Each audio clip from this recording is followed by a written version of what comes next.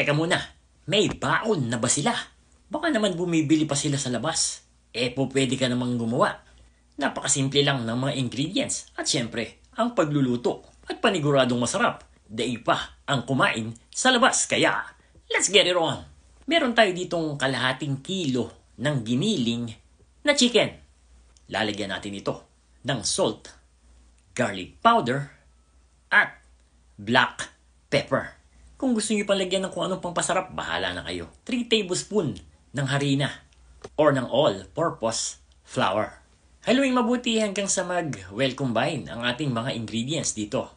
At kukuha lang tayo ng tamang sukat para do sa ating palad para marami tayong magawa or depende sa iyo kung gaano kalaki ang gusto mo. So after natin na makuha lahat ng mga giniling, set aside mo muna yan at gagawa naman tayo ng ating breading. 1/4 cup ng all-purpose flour, salt, paprika, optional, garlic powder, at black pepper. Haluin natin itong mabuti at pagkatapos pwede na nating i-coat yung ating mga chicken. Make sure lang na well-coated ito para makuha natin yung crispiness na gusto natin dito.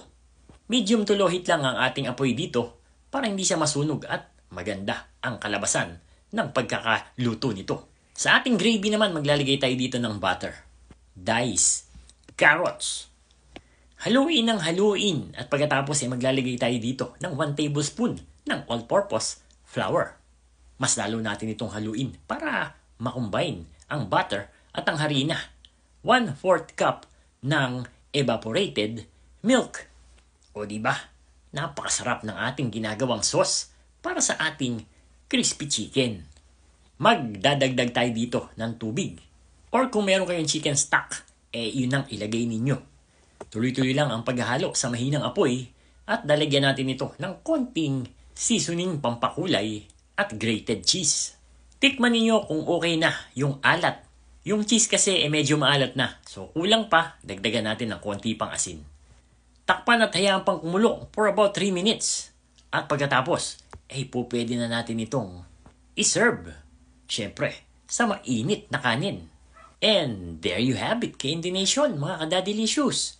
Ito yung ating bagong version ng crispy chicken alaking na parang kang kumain sa isang sikat na fast food chain.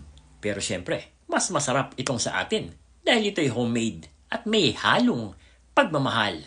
Nagmamahalan man ang mga bilihin, pero ang pagmamahal ng nagluluto ay hindi magmamaliw.